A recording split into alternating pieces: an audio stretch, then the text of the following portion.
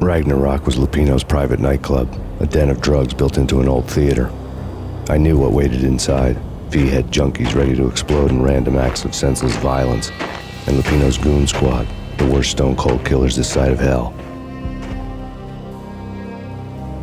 Ragnarok was as inviting as a headache, flickering and flashing to a machine gun beat. The belly of a nightclub was a gothic theme park that began with bondage games and led to the nasty stuff from there. As subtle with its dark message as a cop killer bullet through the heart, like father, like son, just like Jack Lupino.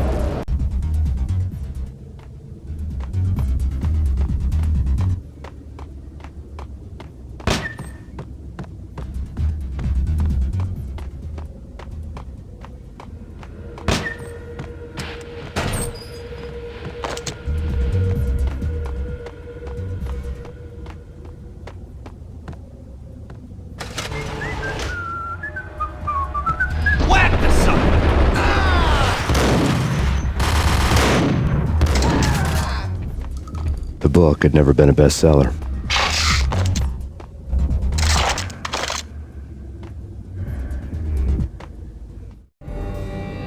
Given the setting, I was surprised to find that somebody had been passing time reading. The paperback was entitled The Age of Murder and Storm. The blurb on the back mentioned Norse mythos and Ragnarok, the end of a Viking world with a terrible winter that covered the earth in ice, when vile crimes were rampant and all humanity lost. I could see how somebody impressionable might get it into their head that we were at the end of time. I was also beginning to see what the nightclub and its owner were all about.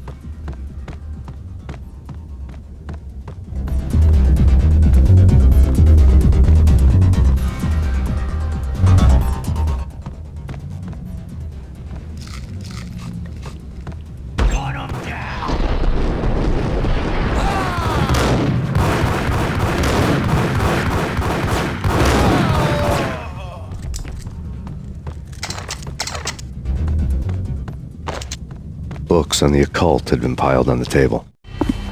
The room was stacked with light reading, such as Necronomicon, Witchcraft, and Paradise Lost. Old exotic titles like Malleus Maleficarum and De Umbrarum Reini Novum Portis. Books with pentagrams on their covers, all dealing with the occult and the infernal, lying between stacks of horror videos and a couple of Ouija boards. The only thing I could take seriously was the thought of Lupino taking it seriously. He had been spending a lot of time getting intimate with the guy downstairs.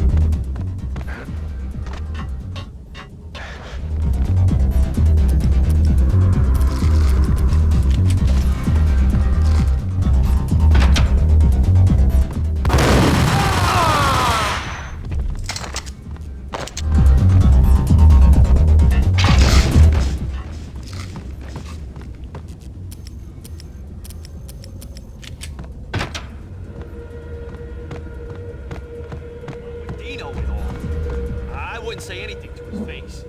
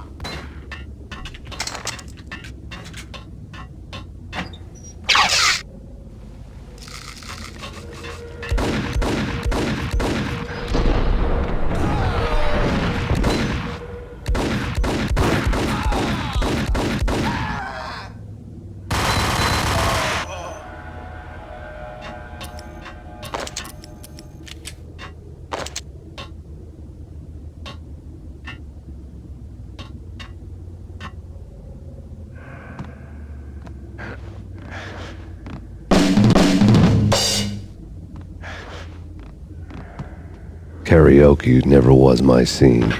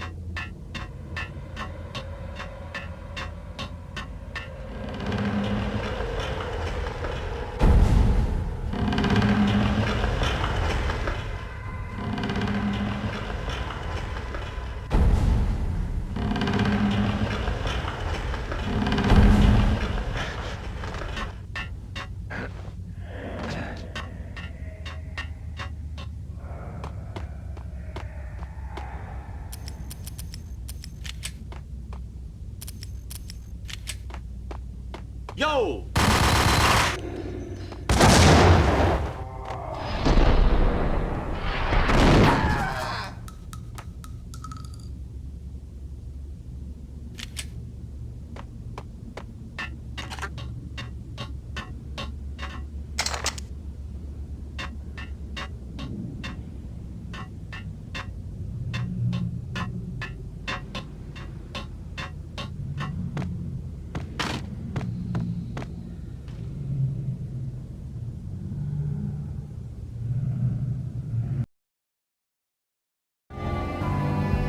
The backstage area led to Lupino's inner sanctum. The hot air inside was like an invisible wall, thick with incense and something else, a sickly sweet smell that made you gag. This was the rotten core of the Big Apple. Lupino lurked somewhere ahead, like a spider at the center of his web, waiting. The vapors in the air started to make my head swim. Torn pieces of a letter lay scattered on the sofa.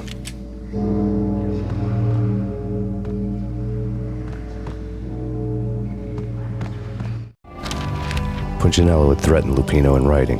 The note had been torn to pieces, bloody fingerprints all over them. Don't want you to think that one of my boys is not playing with a full deck. Shape up, Jack. We are running a business here. I'd hate to send the trio to strong-arm you. The trio were the Don's notorious henchmen. It was obvious that Lupino hadn't been intimidated by the threat. Lupino's notes covered the table. Jack Lupino was crazy, all right. The table was scattered with notes of demented arcane nonsense written in rusty blood, a mishmash list of demons, devils, and dark gods evoked. Beelzebub, Asmodeus, Baphomet, Lucifer, Loki, Cthulhu, Lilith, Hela, blood given to you all. He was after that old Faustian deal, your soul for power and fortune. Just sign on the dotted line with your blood. Lupino's notebook lay on the pedestal. Jack Lupino was crazy, all right. Mythic wolves, let loose to devour the sun and the moon. Lupino is the wolf. I'm Mr. Beast, the big bad Fenris wolf. I'm the end of the world man, wearing the flesh of fallen angels. After Y2K, the end of the world had become a cliche. But who was I to talk? A brooding underdog avenger alone against an empire of evil, out to right a grave injustice. Everything was subjective. There were only personal apocalypses. Nothing is a cliche when it's happening to you. The flesh of fallen angels, come to me all. Astaroth, Beelzebub, Asmodeus, Baphomet, Lucifer, Loki, Satan, Cthulhu, Lilith, Hela, blood to you all. Secrets living under the skin of reality. I've seen it.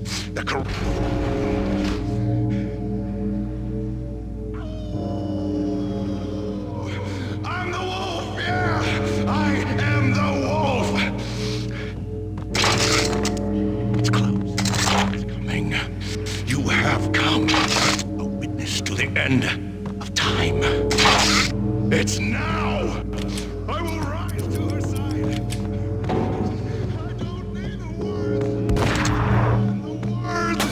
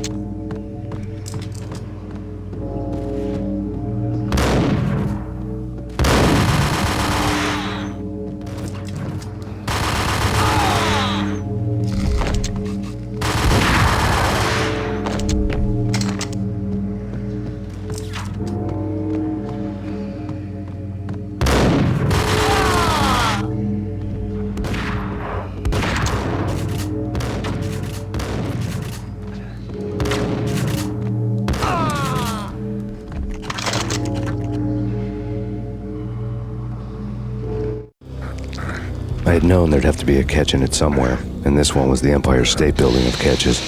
Lupino was pumped up and dying to go 15 rounds with a mutant alligator. And then he started this spooky monkey talk, straight from a bad dream. Mine. I have tasted the flesh of fallen angels. I've tasted the devil's green blood. It runs in my veins. I've seen beyond a world of skin, the architecture of blood and bow and arrow. Death is coming! She is coming, and hell follows with her. This is the twilight winter. I am ready to be her son. Her time is now, and all who stand in her way must die!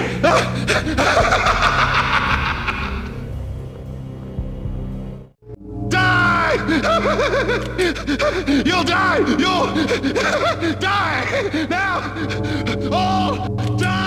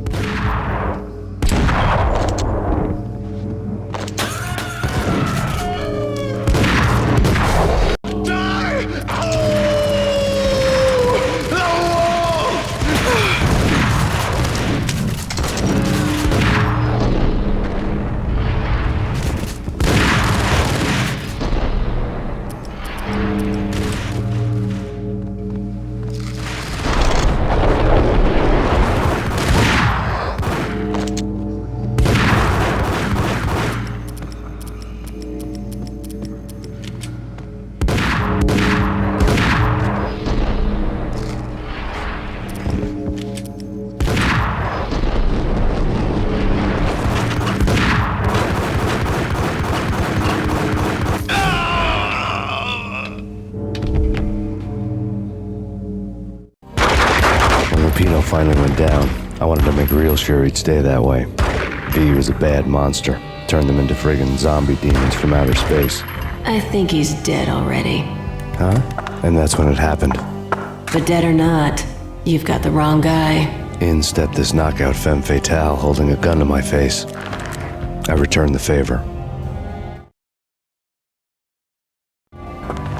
Lisa Punchinello. Lisa Punchinello was the Don's wife. Mona Sachs, Lisa's evil twin. Your safety's off, evil twin.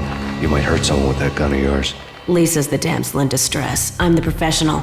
I'd blow you away without batting an eye. Sure, and you can check out my credentials splattered all over this joint. Jack couldn't have framed you, not the state he was in. We're after the same slime bag. Angelo Punchinello's the one who murdered your friend and framed you with it. You know this for a fact. I've got my sources. I don't have a clue these days. I just shoot them as they come. Who put a contract on the archfiend? This one's mine. I hate the guts of that sadistic wife-beater. Why not pool our bullets for this one? I thought you'd never ask. My finger was starting to twitch. How do you like your whiskey? I'm easy, as long as you don't try to slip me a Mickey. You're a real angel, Max. It was good stuff. Tasted sweet as honey going down. Nothing personal. Can't risk you going berserk and getting Lisa killed.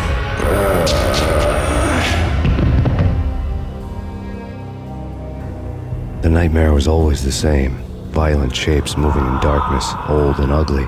The killer's mad laughter was a riddle filled with wicked innuendo.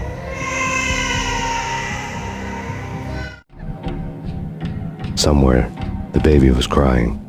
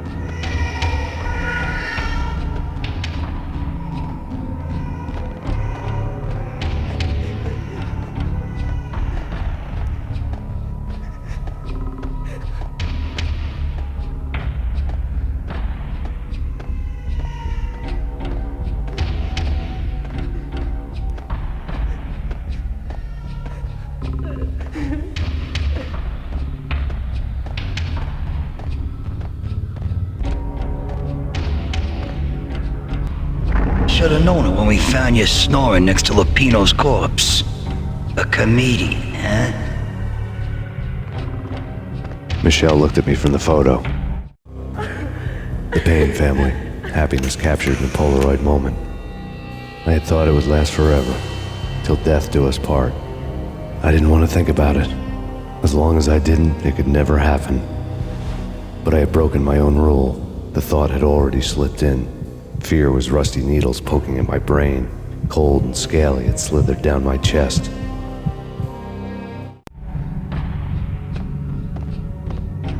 The pictures were filled with good old times.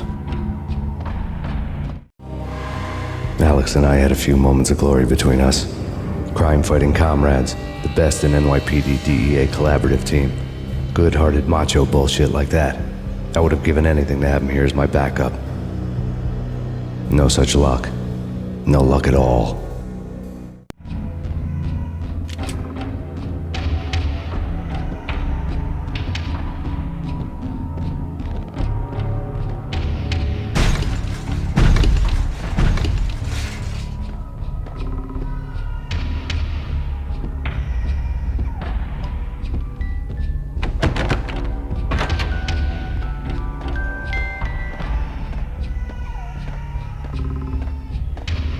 I really love to watch cartoons. Captain Baseball Bat Boy's my favorite.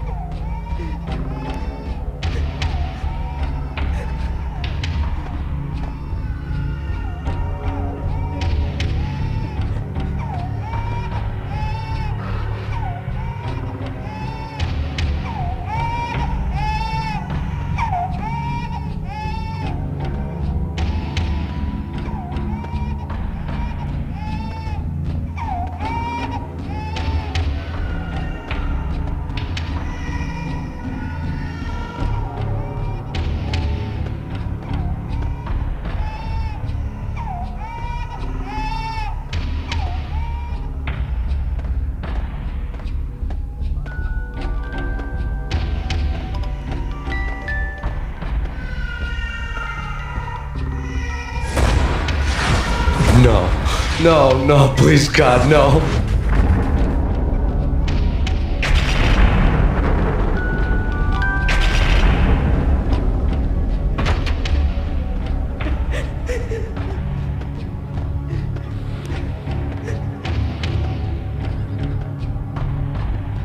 Slice them, dice them, shoot them full of holes, blow them to bits, vaporize them, disintegrate them. No matter what you do, they'll still be back, good as new. Michelle's diary lay on the table. Michelle was working part-time in the district attorney's office. Her diary was open on today's entry, her handwriting all pretty curves. An army dossier found its way to my desk yesterday. Valhalla? Isn't that a Norse myth? Something about Vikings? I tried to tell Max about it, but he was busy, that cute frown on his brow. Guess it's nothing, just a mix-up at the courier service. From now on, I would always find time for her. It was a hollow promise. Too little, too late.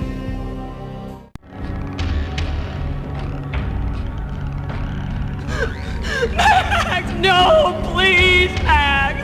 Why? I didn't mean to. I'm sorry.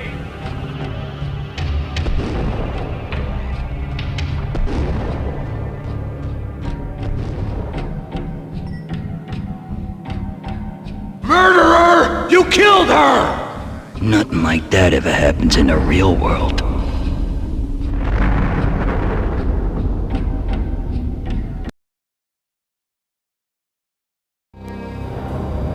I woke up in a bad dream. My head felt 2 sizes too small for my brain. Max Payne, I envy your name. and the killer was smiling. Pleased to meet you. I'm Frankie the Bat Niagara. Niagara, as in you cry a lot?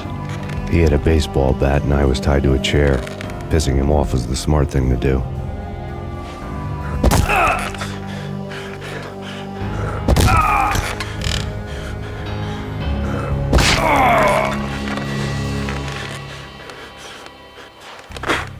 Nothing wrong with a little laugh now and then. Take me, for example. I love to watch cartoons. Cartoon violence is a fascinating thing. Let's take a break. I need to take a leak and maybe grab a cold one at the bar. Don't worry. I'll be back to finish this off. And then, it's checkout time. You play, you pay, you bastard. He swaggered out, and the door clanged shut behind him, locks clicking into place. Everyone makes mistakes. Mine hadn't been to crack jokes about the goon with the bat. He'd have cracked my skull regardless. It hadn't even been to trust a girl with a gun. I had blindly gone after the first bad guy on my hit list when I should have been aiming further up the ladder, at the head of the Punchinello family. I couldn't bring myself to be pissed at Mona. Guess I had a soft spot for a pretty face.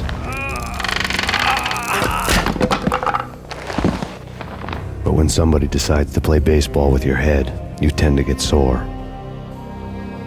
They had dragged me back to the basement of Lupino's hotel. I was beaten, bruised, and blue. I felt like the chair I had broken to get free.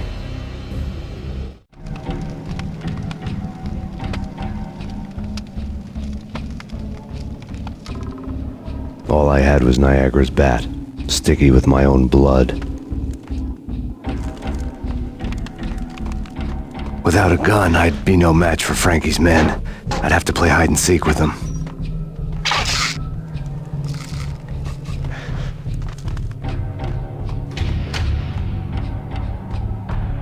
It's tough. We'll take care of it. Yeah, I know. Yo! Blood. Without a gun, I'd be no match for Frankie's men. I'd have to play hide and seek with them.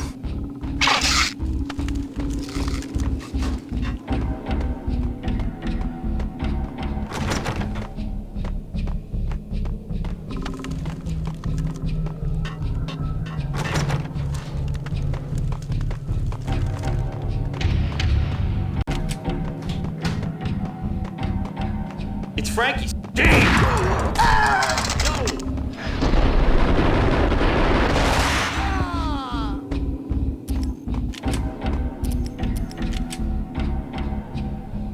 What the?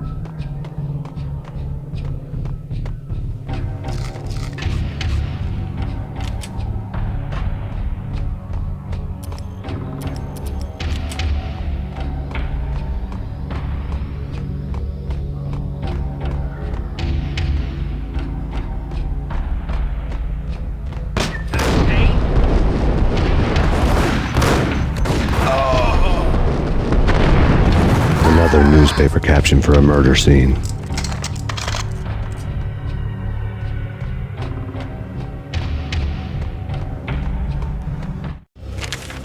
Frankie had left his calling card, a Captain Baseball bat boy strip, next to a sewer passage filled with bodies. You'd better not mess with Captain Baseball Bat Boy. Even my arch enemy, Bicycle Helmet Girl, swoons at the sight of me. Aha! There were enough corpses to put a mass murderer to shame.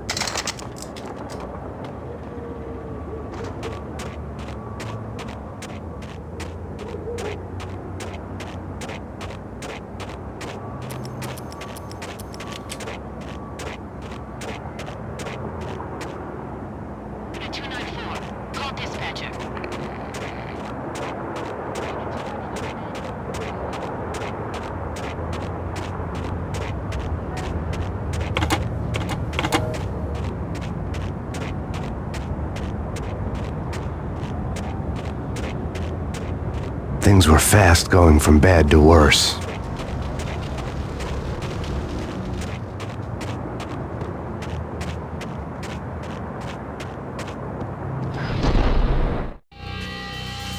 The men in blue had come and gone. They had decorated the place with chalk outlines and tied it together with yellow tape. The cops who had stayed behind were dead. Frankie, his boys, and I had the place all for ourselves.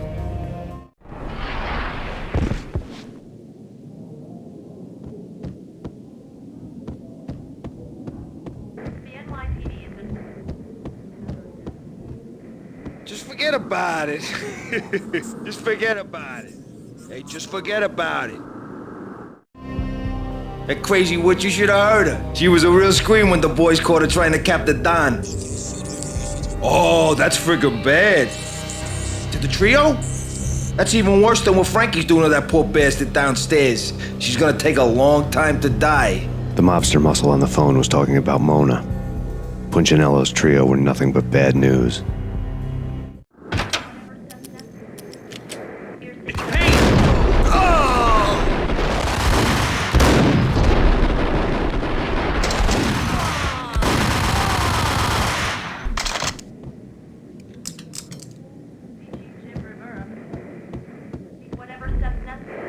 More evidence that Punchinello didn't like me much.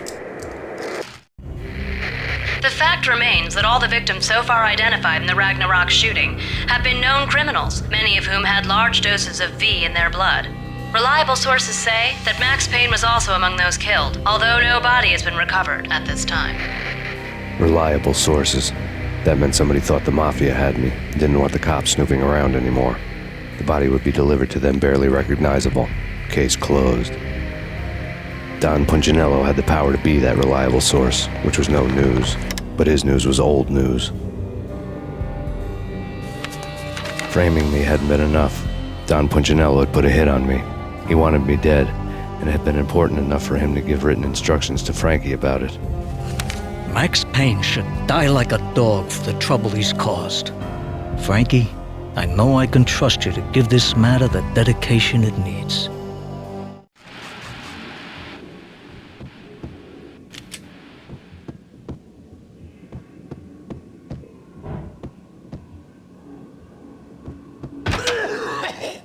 What the hell? Oh!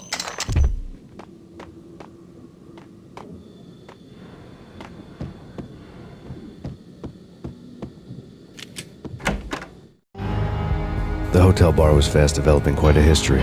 True to his words, Frankie was there, having a beer. Jesus Christ. How the hell did you get loose? Got bored waiting. Thought, what the hell, we could just as well finish this here. Fine by me.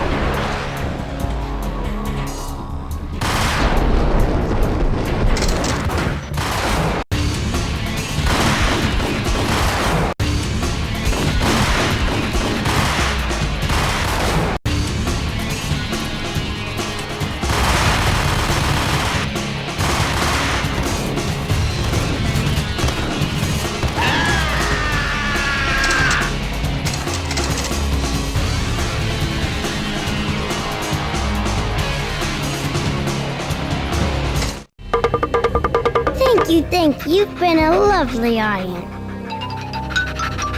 Had enough? I don't play with girls anyway. Unfair! I spotted the tail as soon as I left the hotel. A big black Mercedes. I'd seen the car before. That time it had heralded impressive explosions. Vladimir was back. Bang. You're dead, Max Payne. I might have laughed if I remembered how. What's this supposed to be? Cops and robbers? Look, you want something with me? Get in line. Peace, man. Relax. You know you are a real news item, armed and dangerous. I am going to make you an offer you can't refuse. I've always wanted to say that. It's a bum rap. I've been framed. Well, that's a moot point. Whatever you did or did not do, I'm sure you had good reason for doing it. Want to hear me out? I'm listening.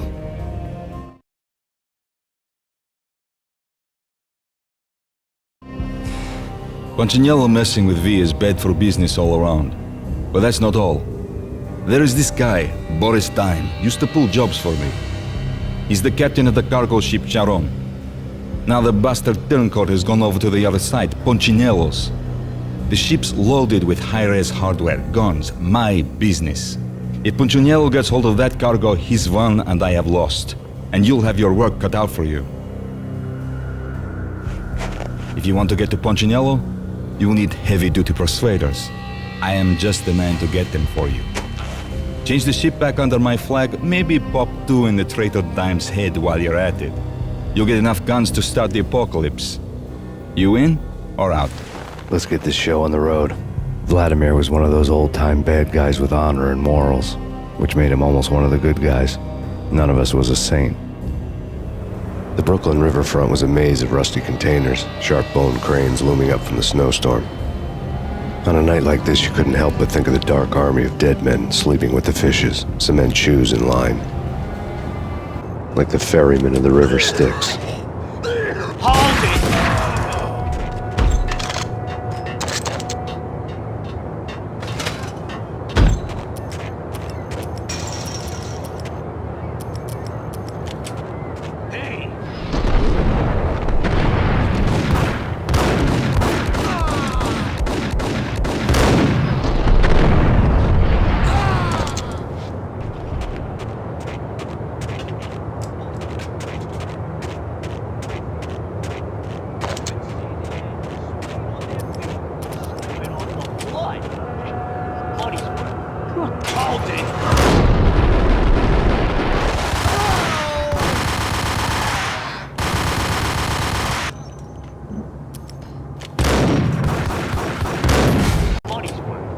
Tears to my eyes.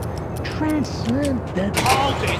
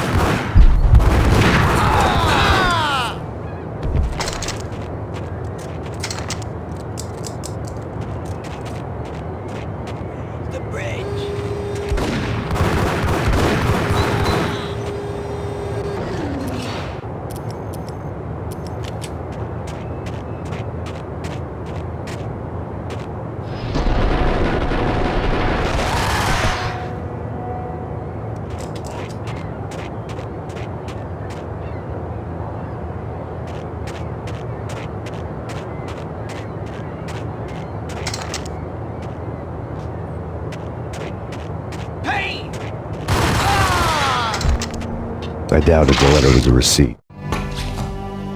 Rico Muerte had come to town to do more than just sort out family troubles. Exhibits number 1, 2, and 3. A briefcase of money, a sniper rifle, and an envelope with one word neatly printed on a folded piece of expensive paper. Mayor. It didn't sound like a mafia contract at all. It was too cold and too to the point.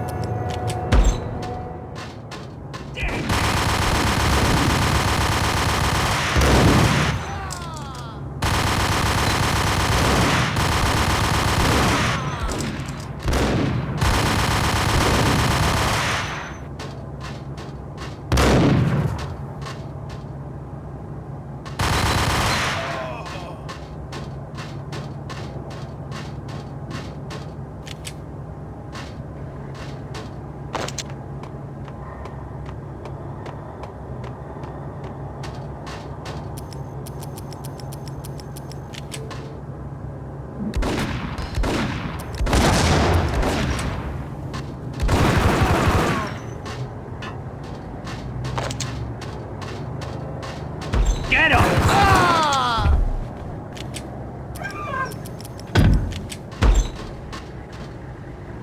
I had found Boris Dime's ship.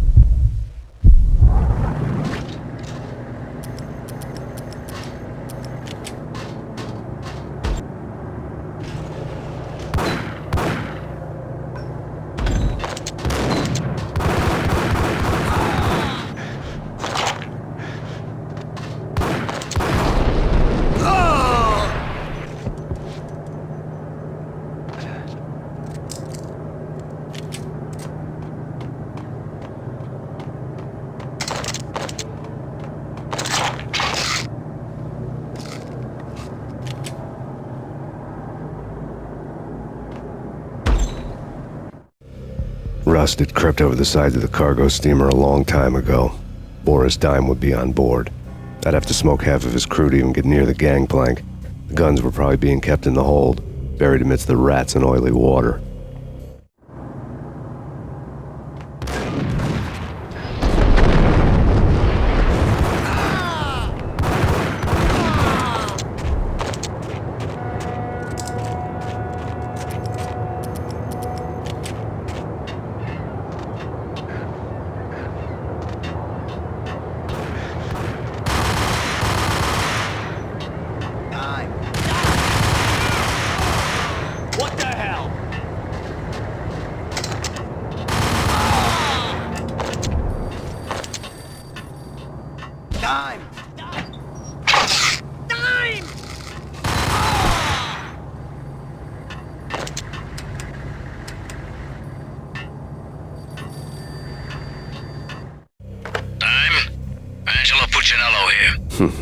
Angie, tell me, how much did Dime cost you?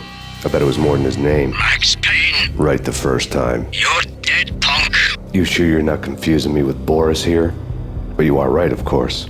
Pretty soon we should get together and have a talk. You son of a... Pissing Punchinello off was a dangerous game, but when people get mad, they make mistakes. I should know. That's where I wanted Punchinello, mad enough to trip over his own feet, preferably into a grave.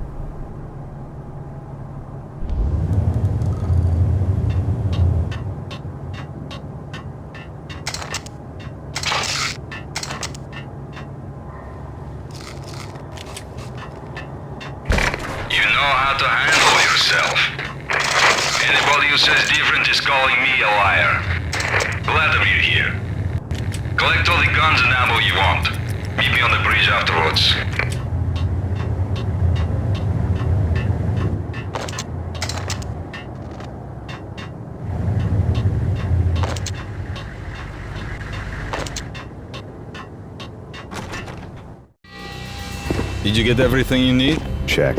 I owe you. Anything you need. This is my solo. When I'm through, Punchinello won't be anybody's problem anymore. Clear as vodka. But anytime you get between a rock and a hard place, just whistle. This could be the beginning of a beautiful friendship. You really get a bang out of this big-time gangster act, don't you?